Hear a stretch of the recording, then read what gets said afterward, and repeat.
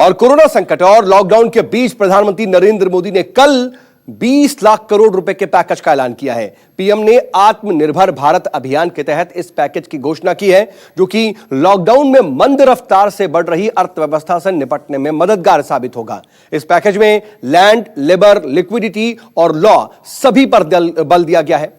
आर्थिक पैकेज में क्या कुछ है, जरा हम आपको यह भी बताते हैं, ग्राफिक्स के जरिए आसान भाषा में समझाने की कोशिश करते हैं। दरअसल 20 लाख करोड़ के आर्थिक पैकेज का ऐलान हुआ।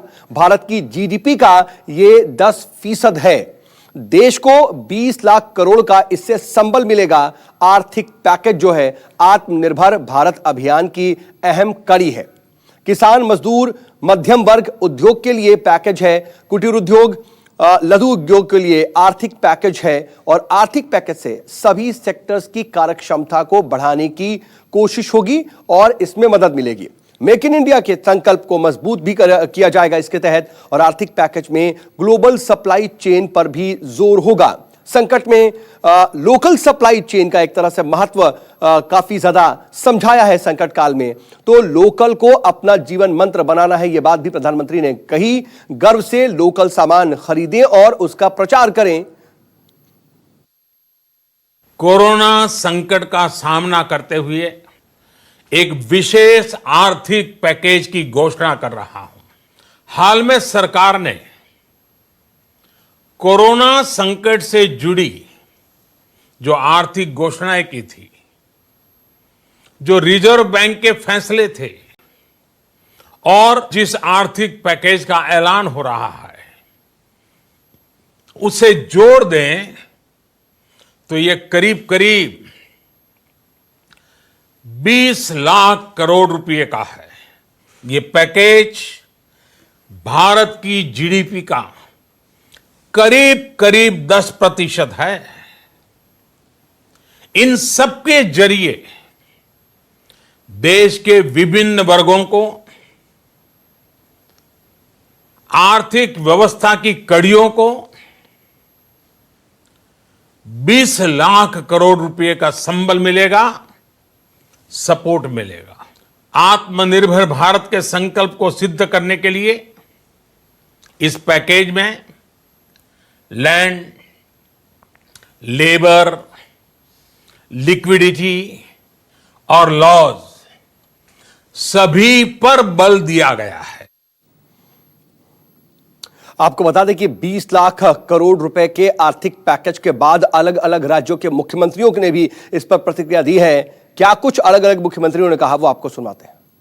प्रवासी श्रमिकों के लिए फेरी नीति से आच्छादित होने वाले ठेला, खोमचा, रेहड़ी, पटरी व्यवसायी या अन्य रोज कमाने वाले उन सभी लोगों के लिए एक बहुत बड़े आर्थिक पैकेज की घोषणा की है। 20 लाख करोड़ रुपए के इस आर्थिक पैकेज के लिए मैं आदरणीय प्रधानमंत्री जी का हृदय से अभिनंदन करता हूं। हमारे यहाँ का प्रोडक्ट ये एक प्रकार से गुणात्मक दृष्टि से बहुत ही अच्छा एक व्यापार का प्रोडक्ट हमारा बनेगा, विश्व में हमारा नाम होगा। उन्होंने साथ में लैंड की बात की है, लेबर की बात की है, लिक्विडिटी की बात की है, लॉ की बात की है। इन सब बातों को यदि ठीक से मूल्यांकन किया जाए तो देश को हर दृष्टि से आगे बढ़ाने का उनका आह्वान था। मैं प्रधानमंत्री जी के इस आह्वान के साथ जनता को चलने का आह्वान करता हूं। पहले ही घोषित हो जाना चाहिए था, विलंब हुआ है, लेकिन अभी ये स्पष्ट नहीं है कि इस पैकेज में क्या क्या होगा। मजदूरों के लिए, किसानों के लिए, व्यापारियों के लिए, लघु और मध्यम उद्योगों के लिए। कल अब वित्त मंत्री जी इसके बारे में खुलासा करेंगी, तब स्पष्ट होगा कि किस सेक्टर को किन किन प्रावधानों के तहत उन्हें सहयोग मिल पाएगा। और राजस्थान के मुख्यमंत्री अशोक गहलोत ने केंद्र सरकार के आर्थिक पैकेज का इन सब के बीच स्वागत किया। उन्होंने ट्वीट करके अपनी बात रखी। बता दें कि गहलोत ने ट्वीट किया कि पीएम मोदी जी द्वारा घोषित आर्थिक पैकेज बहुप्रतीक्षित था और कभी नहीं से देर बेहतर, देर आए दुरुस्त आए। हम इसका स्वागत करते हैं। पैकेज का ब्यौरा आने पर ही हालांकि हमें पता चलेगा कि किस किस क्षेत्र को फायदा होने जा रहा है। वहीं 20 लाख करोड़ के आर्थिक पैकेज का भले ही कांग्रेस के मुख्यमंत्रियों ने स्वागत किया, उसकी तारीफ की, लेकिन कांग्रेस की राय बिल्कुल अलग दिखाई दे रही है। कांग्रेस प्रवक्ता रणदीप सुरजेवाला ने इसको लेकर के कुछ अलग ही ट्वीट किया।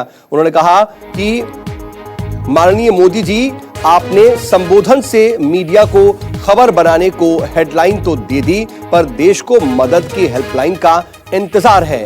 वादे से हकीकत तक का सफर पूरा होने का इंतजार रहेगा। और हमारे साथ हमारे assistant editor Manish Kumar live जुड़ रहे हैं मेरे साथ। मनीष, अगर हम कांग्रेस के अलग अलग राय की बात करें तो ये क्यों नजर आ रहा है? अगर मुख्यमंत्रियों की बात करें तो वो तो स्वागत करते नजर आ रहे हैं, तारीफ भी कर रहे हैं, लेकिन मनीष तिवारी हो या फिर रणदीप सुरजेवाला, उनकी राय जुदा क्यों नजर आ रही है?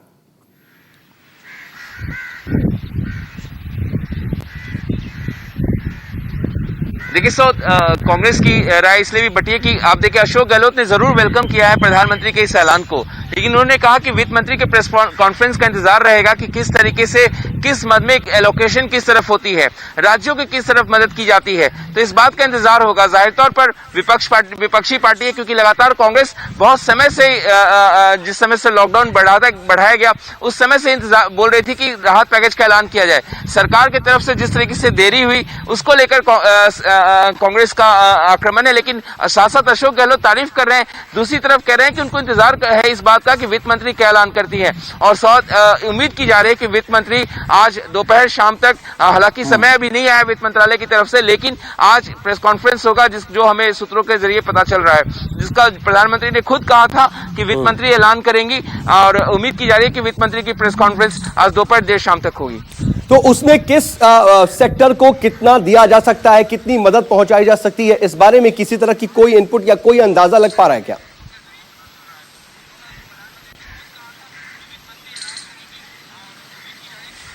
देखिए 20 लाख करोड़, अब 20 लाख करोड़ में आप इस तरीके से समझिए कि करीब 6.5 से 7 लाख करोड़ का ऑलरेडी स्टिमुलस पैकेज जो है सरकार ऐलान कर चुकी है। वो करीब आप मान के चलिए कि 4% के आसपास जीडीपी का बनता है। अब 1,70,000 करोड़ वित्त मंत्री ने खुद ऐलान किया था, जो कि प्रधानमंत्री किसान सम्मान योजना, जनधन खाते जो महिलाओं के उनको पेंशनर्स को उनके खाते में 1,70,000 करोड़ इस तरीके से लोगों को दिए गए हैं। इसके अलावा आरबीआई ने, आपको ध्यान में होगा कि एमएसएमई को जो हाउसिंग फाइनेंस कंपनियां हैं, म्यूचुअल फंड कंपनियां हैं, उनको अलग अलग तरीके से मदद की है। रेपो रेट में कमी की है, रिवर्स रेपो रेट में भी कमी की गई है आरबीआई की तरफ से। इन तमाम जो अगर आंकड़ों को जोड़ ले तो ये करीब 3.5-4% बनता है, बचता है 6%, यानी कि 12 लाख करोड़ रुपए सरकार की तरफ से ऐलान होगा। उसमें सबसे प्रमुख आपको बता दूं, वो एमएसएमई के लिए लोकेशन होगा। एमएसएमई के लिए सबसे ज्यादा सरकार फोकस करने जा रही है। उनको क्रेडिट गारंटी स्कीम माना जा रहा है, जो सोर्स बता रहे हैं, हमारे सूत्र बता रहे हैं कि क्रेडिट गारंटी स्कीम सरकार लेके आ रहेगी। उनको कोलेटरल फ्री कर्ज देने की बात कही जाएगी। एमएसएमई को वर्किंग कैपिटल ज्यादा से ज्यादा मुहैया कराया जाएगा बैंकों की तरफ से, उसकी गारंटी जो है सरकार लेगी उस कर्ज का। एमएसएमई अपने कर्मचारियों को सैलरी का भुगतान कर सके, ये सरकार सुनिश्चित कराएगी। साथ ही साथ हमें ये भी क्योंकि ग्रामीण अर्थव्यवस्था को आप याद कीजिए, 2008 में जब मंदी आई थी, तब फाइनेंशियल मंदी आई थी, तब कोई महामारी नहीं थी। जब फाइनेंशियल मंदी आई थी तो सरकार ने स्टिमुलस पैकेज जो ऐलान किया, उसका ग्रामीण अर्थव्यवस्था ने इस देश को पटरी पर लाने में सबसे बड़ी मदद की थी। तो सरकार को अभी भी लगता है कि ग्रामीण अर्थव्यवस्था को अगर बूस्टअप किया जाए, वहां से मांग बढ़ेगी तो उसका एक वो अर्थव्यवस्था को पटरी पर लाने में, इसीलिए शायद कहा भी है कि लोकल को लेकर के वोकल होने की जरूरत है। बहुत शुक्रिया मनीष आपका तमाम जानकारी के लिए। आगे भी आपसे अपडेट के लिए जुड़ेंगे।